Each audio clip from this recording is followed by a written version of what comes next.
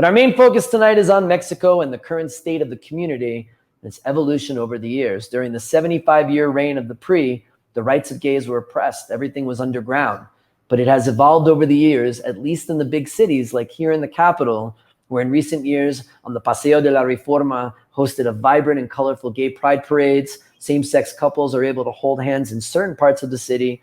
And also, you can run for and be elected to office. A lot of progress has been made, but like anything, there is still a ways to go.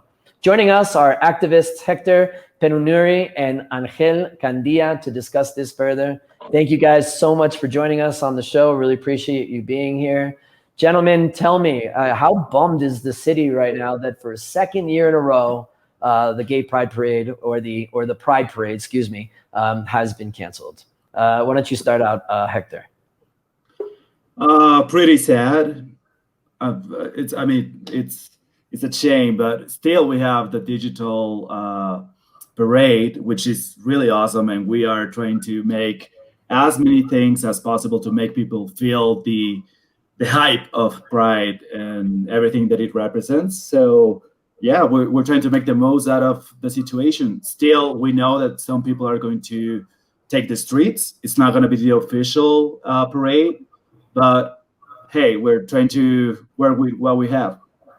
What do you guys think about the corporate sponsorship of the Pride parades in the past, where, you know, you go in front of Liverpool and they have like rainbow colors, and everywhere they change their logos on their social media? How has that really affected the parade and the whole Pride Month in general? Angel? I think you might be muted. Yeah, I'm sorry. There you go. There you go. I think that I have a kind of a bittersweet relationship with this topic. From one side, I really like the fact that more companies are making themselves known and visible, and throughout their workers, and going to this taking the streets. And from another side, I do feel kind of, I don't know, I don't really like the fact that some companies do use this for a pinkwashing issue, right? So, right. It's a bittersweet relationship.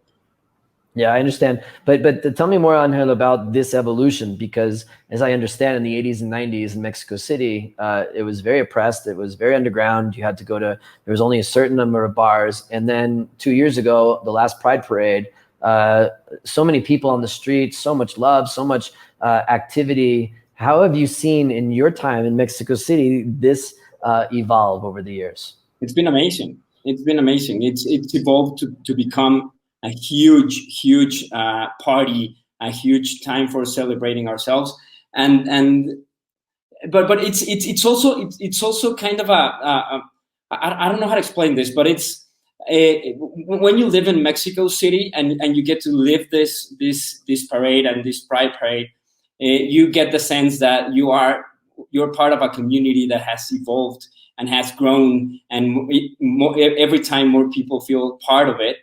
But sometimes you have to take a look at the picture and realize that Mexico City is not the rest of the country. So what we get the chance to live here in Mexico City is not what happens usually at the rest of the country. So I guess it has evolved to become a really interesting event, an event that the times that I had the opportunity to go, it's a really festive party. It's a place where you can be yourself. And you can, and there's a sense of brotherhood, and it really interesting. But don't forget that what happens here in Mexico City don't usually happens at the rest of the country. Right. Yeah, we're in a bubble. Right? Maybe in Guadalajara there's a small community, but we understand that it's something very different and very special here. Hector, tell us more about how you have sensed the community during this pandemic. We all know that a lot of people in the gay community may have had, their family is the community, and spent a lot of time in the pandemic together. I know there was larger numbers of infections in COVID. And how is the community doing today based on a really traumatic year and a half? Well, it has been challenging for sure. Just recently, we awarded a nonprofit called Casa Frida, which helped the young LGBT people that were like people that were thrown out of their houses because of their sexual orientation, and they have been working with them, allowing them to stay there and feeding them and just helping them out through these rough times. And that's the reality of so many people. They've been stuck in a house, so it's been tough. Also, regarding HIV, which is our main focus at Impulse, where I work, just going through a pandemic like this is making people aware of what a pandemic looks like, and HIV also being a disease that has been around for so many decades now, and people are just being aware of what taking care of yourself means, and just wearing a mask maybe equals wearing a condom, or just having a healthy lifestyle. So yeah, I think we are learning a lot from this pandemic. Absolutely. Right.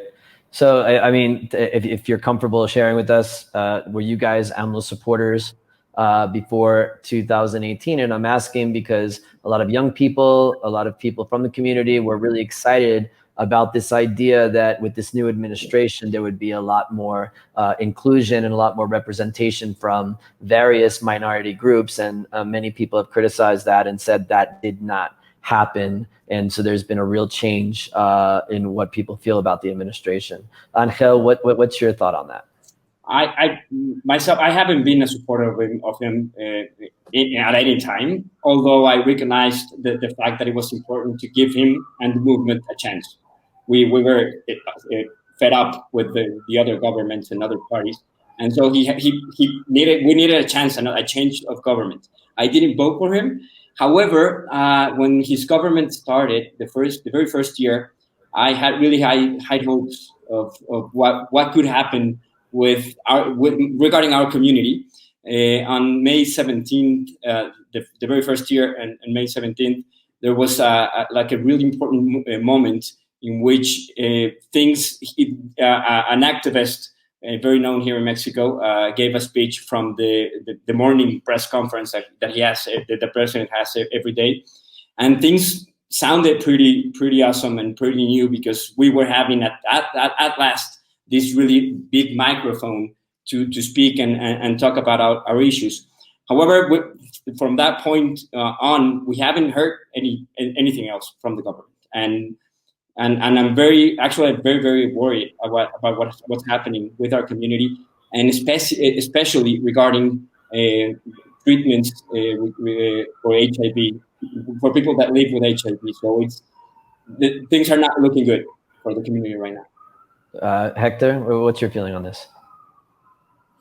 I did vote for him. I did vote for a change, and I'm seeing some changes. We're not where we are supposed to be at, but I guess I am a bit hopeful of how things are going to develop in the next years.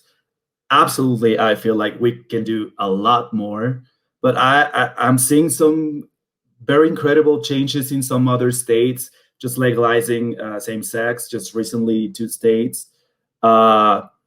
I'm not happy with some of the decisions of the current party in government, but to be honest, if you see the numbers of the voting in these states, the other parties voted against by just leaving the room, and just the current party was the one in charge of just making these happen. So I guess those are minor changes, but are huge wins for our community. So I guess I'm a bit hopeful. Yeah.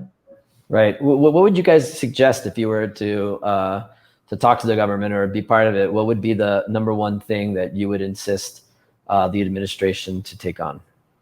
I guess I would say, I mean, I agree with Hector that there has been some changes and good things in some states in the country, but I think they're in spite of what the president is working on and working for.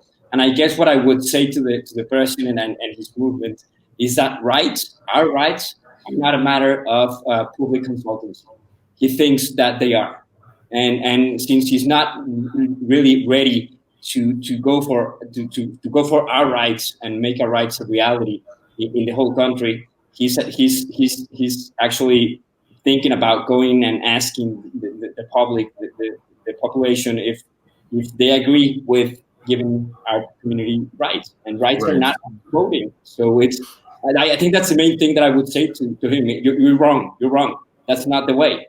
Rights Right. are gay rights are human rights, and they're not they should not be up to consult. Right, absolutely. And it's interesting that, I guess with weed legislation as well, that, if the government says they support it, but 70% of the country is against legalizing. And I'm wondering how that feeling is as well with gay rights. And what you had mentioned before, Angel, is that outside of Mexico City, it's a different story and how people feel. Hector, what would you say? I will say stop having these allies like PES, for example, Encuentro Social, which makes no sense. Supposedly they are the left and they're very progressive, but then they team up with people that are the complete opposite. So it doesn't make any sense. It doesn't resonate with, at least with me, and I guess with the community. It doesn't make any sense. And also, I will say, you're not in campaign anymore. Like, you need to start like being a president, you're not running for anything. You already won. So yeah, that's what I will say. And speak louder and faster, please. Exactly, that's right. Hey, listen, thanks for switching gears a little bit for something less serious, but it is Pride weekend. We know that a lot of things have been canceled, and probably not a good idea for people to get together so much with COVID cases on the rise with the Delta variant in the city. Mexico City went to a yellow light situation on Monday, and this is because there's some serious reservations about how COVID is doing with such little part of the population vaccinated. However, if you are vaccinated or you're feeling safe or whatever, and for the law, what would you do this weekend? What's coming up and what's going to be fun? Hector, why don't you start off with that? Definitely watch the digital parade, which is going to take place this Saturday at noon. It's going to be all over social media, in open national television, Canal 11. It's going to be super fun. We prepared a lineup that is going to be amazing. Tom and Collins are playing. Stephanie Salas is doing a comeback. We have so many artists performing, and we also have so many actors from the LGBT community just being there, presenting, and just talking about the whole diversity of topics that englobe like being a member of the LGBT community. So it's going to be super fun. Have parties at your places with your friends, with a small group, and just make the most out of it. And if you're going out, just be careful, take care. I mean, it's going to happen. So yeah. Just imagine how Pride 2022 is going to be, right? It's going to be out there. Angel, what's your suggestion? My suggestion would be probably the same. Watch the digital parade. There's a lot of effort, a lot of love put into it. People that have been working for months for this to make it happen. So let's regard their work and watch it. And if you feel like going to the streets, I think it's all right. It's probably a time. It's not a time to stay quiet. It's not a time to not do something. So if you're gonna take the streets, take the streets. Be careful. Take care of yourself. Take care of everyone else in the streets. But make sure your voice is heard. You have to have a purpose.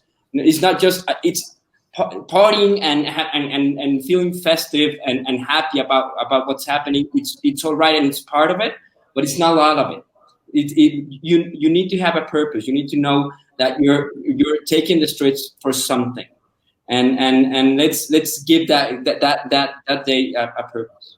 Are you expecting that? Are you expecting to see large crowds of people in certain areas this weekend? Probably, yeah. I think I don't know if it's really large crowds, but yeah, probably. Hector, it's probably not going to be as festive as some other years. It's going to be more like a feeling of a protest, since like Angel said, because there are so many things going on right now with our community. So it's not going to have the same energy. feel energy is going to be different for sure. But yeah, expect some people, at least in Mexico City. We've seen it in some other states. They have their Pride parade in previous weeks, and that's the sense of the parade in those states. So I'm assuming it's going to mimic the same situation. Yeah.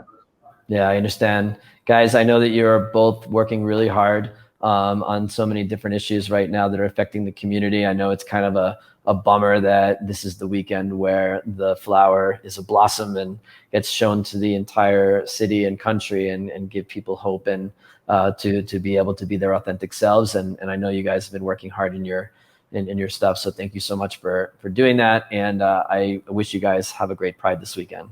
Thank you so much. Thank you. Thank you, Dan, for having us. It was really great. Yeah, of course. All right. Yeah, Thank you. thank you.